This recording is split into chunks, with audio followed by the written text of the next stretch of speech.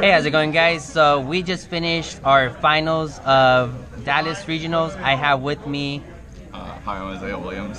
Awesome. And what place did you get? Second. Second place. Awesome. And what were you playing? I was playing Zoroark Eggs Hex. Zoroark's Hex Eggs, which is one of the builds that's very popular. It's very kind of roguish too, right? Yeah. So, awesome. Let's get into the deck profile and see what you were running. Okay, so let's start off with the Pokemon. Okay. So to start off with, we have 4 Zora. I play 3 of the Paralyzing Gates, of course, because Paralyze is a good effect, and then 1 of the Lunge ones. This is just because it's the only thing that can turn 1 donk a pumpkin gate. All right. And also Joltik our egg. But Shaman can also donk Joltik an egg, of course. But this is just really for pumpkin blue donk. Cool. And of course we have 4 Zoroark. Should I put on this? We have 4 Zoroark. Standard 4 Zoroark in any Zoroark deck. 4, it's good because it's once more you consistent. get a Zoroark, it's like a supporter essentially, right? Right, yeah. We play 1 stand-in Zoroark. This is really for when your opponent filled up their bench to one-shot your own Zoroark, then you can use stand-in Zoroark to one-shot them back. And also the effect stand-in is really useful for special conditions. Right. It's usually for when they overextend, you punish them with the stand-in. Yeah, nice. And it doesn't need a choice band or anything. You can just straight one-shot them. Yeah. Nice. If they have 6 bench, they can choice band one-shot Zoroark, so that's good. Cool. We have 2 Shaman. Just set up, get there, get the cards you want quickly, especially because this is a Skyfield deck, as we'll see later. So yeah, 3 top through Lele, pretty standard. Lele gets supporters. Supporters are really useful. Right. Something a bit different from most Zoroark variants is 4 eggs, which is what makes this deck a little bit more roguish than normal. So the 4 eggs, what it does is, first of all, playing 4 eggs, you always get to it really quickly, so you don't have to waste cards on trading, and you can just like go ham with trading. Secondly, the idea behind this deck is that instead of playing Muck, we play 2 more eggs. And so we can hex them under pseudo a lot, because before you hex, you can propagate all 4 eggs back into your hand, then hex them, and then bench all 4. And so then it's like you only need a hex to get through a pseudo Wudo for the one shot. Right. And then after that, the hex wears off, pseudo Wudo kicks in. These Exactly. go back and they to go back to the yeah. It works perfectly. And I forgot what I was gonna say. Yeah, so Egg's just really good. It's really useful for the matchup. We have 1 Oricorio.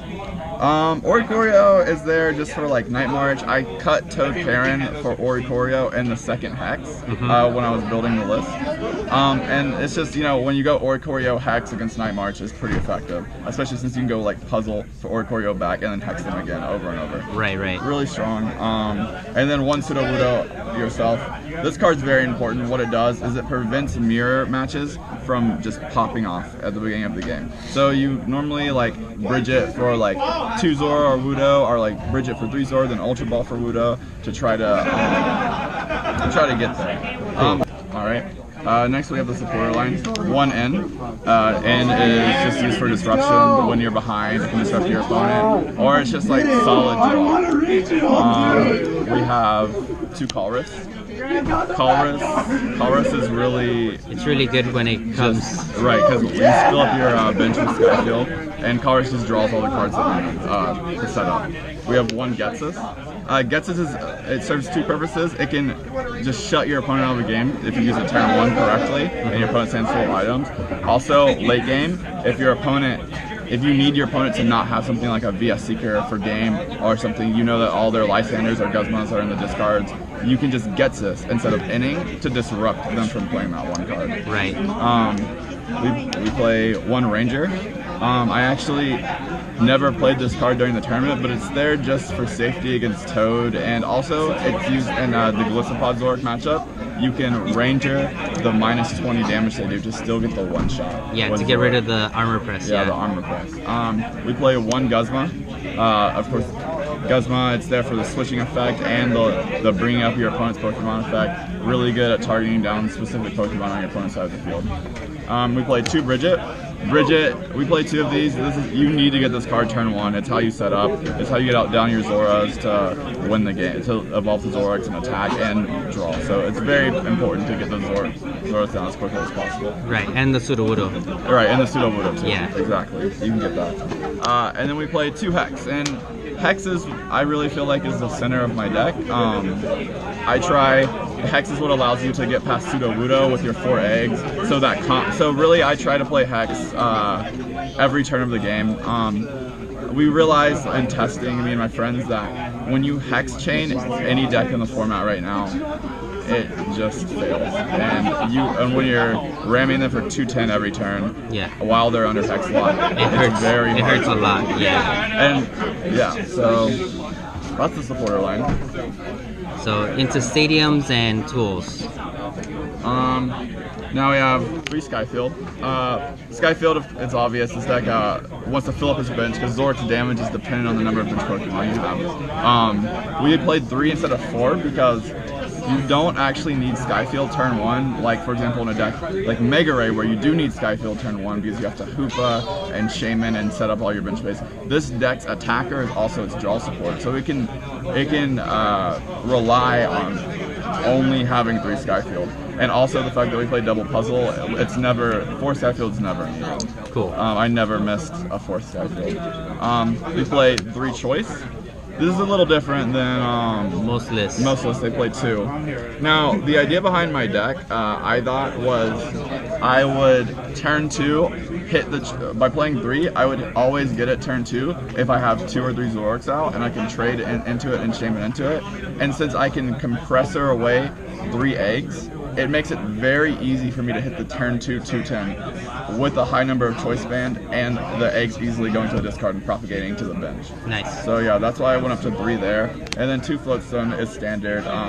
You just attach to retreat to various things. You can attach it to the stand-in Zoroark from earlier. Or to a Sudowoodo that's stuck, or Lele that you open. Right, and yeah, very effective. So next, the item count. We have 1 computer search. Computer search is just the obvious choice here. You can propagate your eggs and discard it, and essentially this card just says search your deck for a card. Yeah. We have 4 puzzle. This is one of the reasons the deck's so good. 4 puzzles pretty much translates to 4 of any resources you've used can go back in your hand as long as you play 2 at a time. So you get DCs, choice bands, VS Seekers, and really this is why I can Hex so many times. By puzzling for Hex and then trading, puzzling for Hex, trading, VS Seeker, Hex. Yeah, very good. And then for VS Seeker, of course, this allows you to get the supporter back. Of course, this is just to also chain the Hexes, and you can battle compressor away a Bridget turn 1, VS Seeker for the Bridget. Like VS Seeker is just a standard card, very important. For Ultra Ball. Ultra Ball, it's in every deck in the format.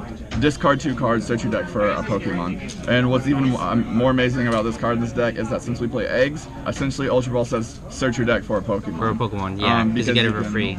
Propagate the 2 eggs. 2 Battle Compressor.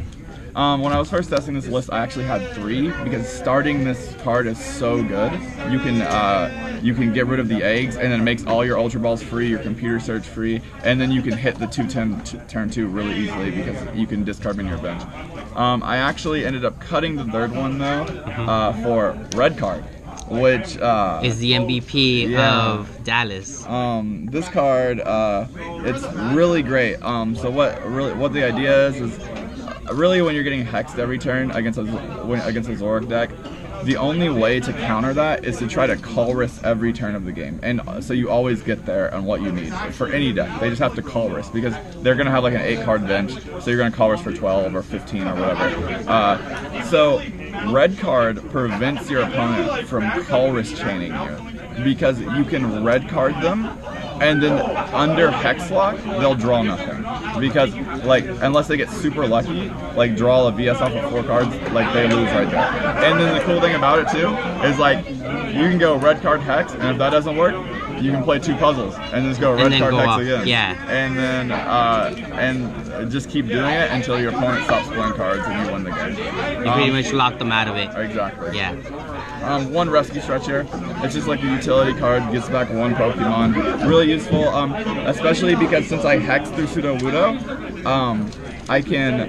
I discard like 4 bench Pokemon after I use Wudo and take a full 2/10 knockout. And so a lot of times what I'll do is I'll discard a Shaman instead of one of the eggs, and then say I need a Shaman for the next turn, I can and I take a knockout, I can rescue Stretcher for the Shaman back, bring it back and drop it and draw. Yeah. And then also it's so useful for getting back a Zora after it dies. Or Sudowoodo. Sudowoodo, yeah. If they try to go for that, stand-in Zoroark. If they try to kill it and think that can overextend again. So yeah, very great card. And then Field Blower. Field Blower is I actually didn't use it too much this tournament, but it did actually save me in top 8 because I played against a Garb deck, Jimmy Pendarvis, his parallel Garb deck, and Field Blower was amazing in that matchup because it got rid of their parallel and their Garbotoxin at the same time. Also, Field Blower lets you manipulate Skyfield, so like in my finals match, I attempted to manipulate Skyfields with Field Blower to prevent certain knockouts from occurring and things like that. Last but not least, and then 4DC. Really, this is all the deck needs to attack. You just use Riot beating on Zoroark GX to do lots of damage, and you can get them back with puzzles. Since you only play 4, sometimes they're sparse, but yeah, it works. 4 puzzles is perfect. Perfect. All right, so that's the deck list, right? That's the deck list right there, guys. All right, guys. So that was pretty much his list right there. That got him 2nd place. Just real quick, what was one of your toughest matches of day 1?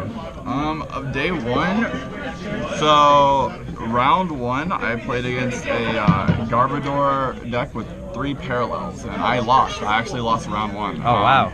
And so you started at the bottom. I started at 0-1, and yeah, that was difficult. Just triple parallel. He got out Garb. I had 2 DCs prize and 2 Zora's prize game 1, and he kept righteous edging my DCs. So, and I had a puzzle. I had to play up 1 puzzle to get out to top deck out of my dead hand too. So it was just really bad circumstances. And so I lost that round. Also, I played against round 6. I played against Charlie Lochner. He was playing Wales, and I tested that matchup a little bit, and I thought I could just win by playing a red card gets us. And in retrospect, it's like it works sometimes, but sometimes, more times than not, probably it doesn't work, and Wales just beats you. So Bundle B's kind of needed for that matchup, I think, but luckily I avoided Wales for the rest of the tournament. Is that one addition that you would do to the deck?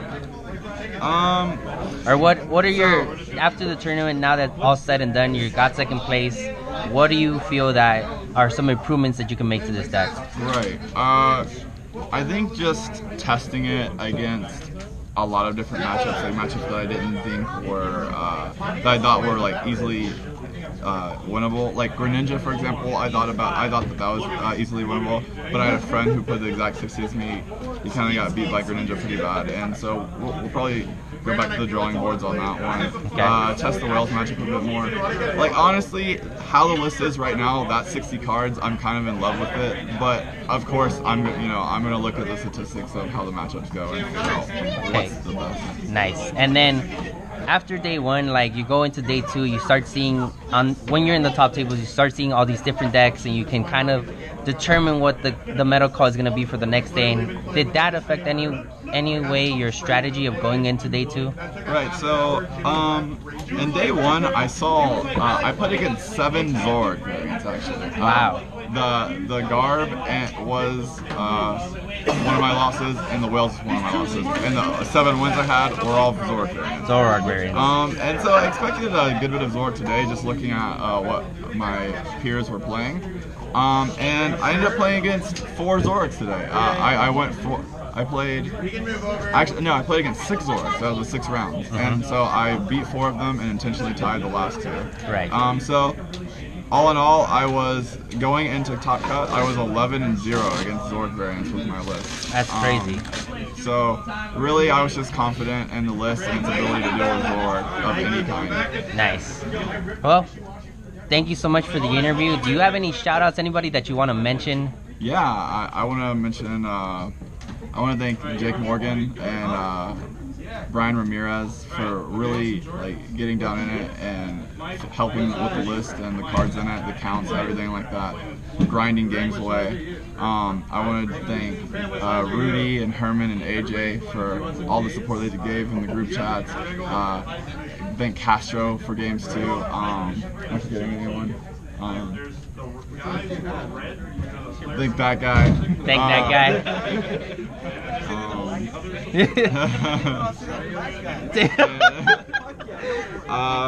I want to thank my West Coast buddies like Finn, Kian, just for playing games against me in tournament and on PTCGO. I want to thank my family, my mom and my sister for playing games with me, and I want to thank my girlfriend just for supporting me. Cool, awesome. But yeah, all right guys, so that's pretty much it. Thank you guys for watching. Don't forget to like and subscribe if you haven't already. Make sure to share the video for anybody that wants to know what got second place in Dallas Regionals. Guys, with that said, thank you guys for watching, and I'll see you guys next time. Bye.